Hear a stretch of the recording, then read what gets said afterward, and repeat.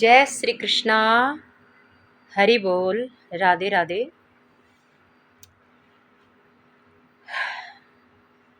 हमारा भारत देश ऋषि मुनियों की धरती है। यहाँ पर अनेकों योगी, भक्त, संत, महान पुरुष आए हैं, वर्तमान में है, आगे भी होते रहेंगे। आइए आज हम ऐसे ही एक परम भक्त, परम संत, महान योगिनी संत माता प्रेमा देवी का पावन चरित्र श्रवण करेंगे। भक्तों का, योगियों का, ऋषि मुनियों का, महान आत्माओं का, भगवान और भगवान के भक्तों का चरित्र श्रवण करने से मनुष्य का अंतःकरण, मन पवित्र होता है, पावन होता है, पुण्य की वृद्धि होती है, परमात्मा की भक्ति करने के लिए श्रद्धा, विश्वास और आत्मबल की प्राप्ति होती है। इसीलिए भक्तों का चरित्र श्रवण पान किया जाता है। तो आइए आज हम श्रवण करते हैं संत माता प्रेमा देवी का पावन चरित्र। उत्तर प्रदेश के कानपुर जिले में एक गांव पड़ता है। उस गांव में एक परिवार रहता है। उस परिवार में 8 से 10 सदस्य रहते हैं। उस परिवार में एक बेटी का जन्म होता है। बेटी धीरे धीरे बड़ी होने लगती है। ये बेटी का जो जन्म हुआ वो सामान्य कन्या नहीं है। ये पिछले जन्म की योगिनी और सिद्ध भक्त है। कुछ भक्ति अधूरी रह गई थी, उसको पूरा करने के लिए फिर से इनका जन्म हुआ। इनका नाम हुआ संत माता प्रेमा देवी। संत माता प्रेमा देवी परिवार के साथ घर में रहती है और भक्ति करती है, साधना करती है, लेकिन बाहर की नहीं, अंदर से साधना करती है। नाम जप सुमिरन की साधना। ये जिस परिवार में रह रही है, संत माता प्रेमा देवी की भक्ति इतनी अंदर की और गहरी रही बचपन की कि 12-13 साल तक ये घर में रही, माँ बाप, भाई बहन सबके साथ। फिर भी किसी को थोड़ा सा भान भी नहीं हुआ, अनुभव भी नहीं हुआ कि ये हमारी कन्या इतनी बड़ी भक्त है। बचपन से ही ये भक्ति सुमिरन अंदर अंदर अंदर अंदर करती रही। बहुत कम उम्र में ये सिद्ध हो गई। एक दिन की बात है कि संत माता प्रेमा देवी, जिनकी उम्र 10-12 साल की थी, इनकी माता ने घर में भोजन बनाया, जो रोज ही बनाती थी। बेटी दौड़कर आती है और माँ से कहती है, माँ माँ मुझे भूख लगी है, भोजन चाहिए।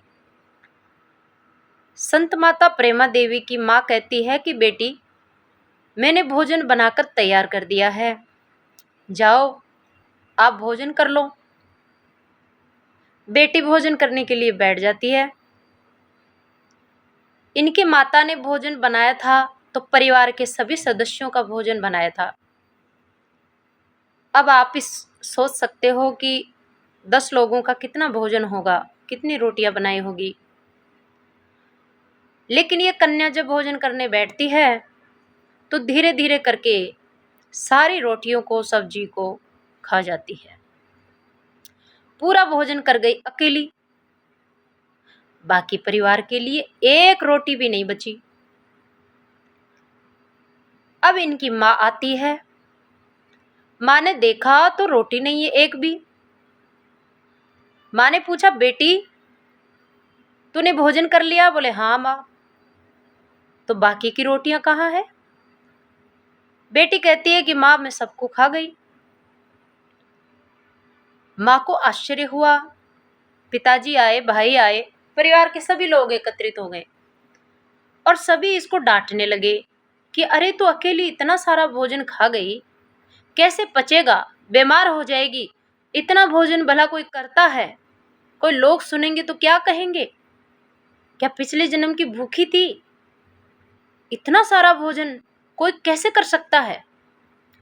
तो सब घर वाले मिलकर के इस कन्या को खूब डांटते हैं और कहते हैं कि अब ध्यान रखना, कल के लिए तुम्हें व्रत करना होगा, ताकि तू इतनी सारी रोटियां खा गई है, अगर कल व्रत रखेगी तो शरीर बीमार नहीं पड़ेगा और वो सब आराम से पच जाएगा। बेटी कहती है ठीक है, कल व्रत कर लूंगी। दूसरे दिन बेटी ने कुछ नहीं खाया। घर परिवार वाले बहुत खुश हुए। चलो, इतनी सारी रोटियां खाई थी तो अब इसको कोई नुकसान नहीं करेगी, आज व्रत कर लिया, अच्छा हुआ। लेकिन दूसरे दिन भी इसने कुछ नहीं खाया और ना कुछ पिया। तीसरे दिन भी कुछ नहीं खाया और कुछ नहीं पिया। घर परिवार माता पिता कहने लगे बेटी, अब तो वो सब भोजन कभी का पच गया होगा, आजा अब भोजन कर ले, थोड़ा ही कर ले। लेकिन इन्होंने मना कर दिया। 3 दिन हो गए, ना रोटी खा रही है ना पानी पी रही है। चौथा दिन भी हो गया, 5वां हो गया, छठा हो गया, 7वां हो गया, 7 दिन हो गए। इस कन्या ने ना भोजन और ना पानी, बिना भोजन बिना पानी के रह रही है और बड़ी आराम से रह रही है। ना कोई शरीर में थकावट है, ना कमजोरी है, ना दुबलापन है, कुछ नहीं, एकदम स्वस्थ है। माता पिता को आश्चर्य हो रहा है, अरे 7 दिन से बिना खाए कोई कैसे रह सकता है? खूब घर वाले कह रहे हैं कि थोड़ा ही खा ले, थोड़ा खा ले, पर ये नहीं खा रही है। ऐसे करते करते 15 दिन हो गए। घर वालों की चिंता बढ़ने लगी है कि लड़की को क्या हो गया है। एक दिन तो सारे घर वालों का पूरा भोजन, पूरी रोटियां खा गई, और आज 15 दिन हो चुके हैं, एक घास भी नहीं खा पा रही है, एक कोर भी नहीं खा पा रही है। घर वालों की बहुत चिंता बढ़ी। 15 दिन हो गए। एक दिन रात को 12-1 बजे का समय था। संत माता प्रेमा देवी रात को उठ जाती है और उठ करके अपने घर से अकेली रवाना होती है रात के अंधेरे में। चलते चलते उनके गांव से थोड़ी दूर पर कांकड़ था, जंगल था, लता पता पेड़ पौधों से घनघोर एक सुनसान सी जगह थी। वहां जाकर के ये पद्मासन लगा करके ध्यान सुमिरन समाधि में बैठ जाती है। माता पिता सुबह उठते हैं, घर परिवार में ढूंढते हैं, गांव में ढूंढते हैं, कहीं नहीं मिलती है। कई दिन हो जाते हैं, मिलती नहीं है। घर वालों की बहुत चिंता बढ़ती जा रही है। कई दिन हो चुके हैं, ये बिना खाए पिए अखंड समाधि में बैठी है। एक दिन किसी गांव के व्यक्ति वहां से गुजर रहा था और उसकी नजर पड़ी, उसने देख लिया। वो आकर के इसके घर वालों को बता देता है। घर वाले माता पिता दौड़ कर जाते हैं, इसको खूब पुकारते हैं, उठाते हैं, लेकिन ये ना आंखें खोलती है, ना बोलती है और ना खड़ी होती है। घर वाले फिर थक जाते हैं। आखिर ऐसे ही समाधि में बैठे बैठे कई दिन बीत जाते हैं। इनकी माता भी इनका वहां ख्याल रखती है। धीरे धीरे जैसे जैसे लोगों को पता चलने लगा तो लोग दर्शन करने जाते हैं, प्रणाम करने जाते हैं। संत माता प्रेमा देवी की जो माँ है, वो रोज समाधि में बैठी हुई बेटी को ऊपर से पानी की भरी हुई बाल्टी डालकर स्नान करा देती है, ऊपर ऊपर के कपड़ों को चेंज कर देती है। इस प्रकार से कई महीने, और महीने ही नहीं कई वर्ष बीत जाते हैं। लेकिन संत माता प्रेमा देवी उस दिन के बाद कभी भी ना भोजन किया, न जल पिया और ना ही पद्म आसन से खड़ी हुई। समाधि की समाधि में कई वर्षों तक बैठी रही। वहां चारों तरफ शोर हो गया, बिना खाए कैसे रह रही है, एक जगह इतने समय से कैसे कोई बैठ सकता है।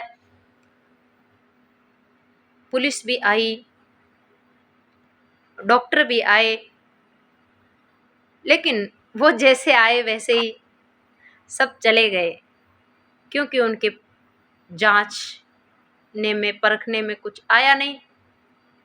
इनका शरीर एकदम स्वस्थ है और इस प्रकार से ये पूरे जीवन साधना में इस प्रकार तल्लीन रही।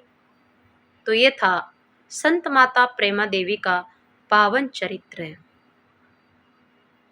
इसलिए इंसान कहीं भी रहे, अंदर घट में परमात्मा का सुमिरन, नाम जप अवश्य करते रहना चाहिए। यही जीवन का असली और अंतिम सार है। जय श्री राधे, जय श्री कृष्णा, हरि बोल।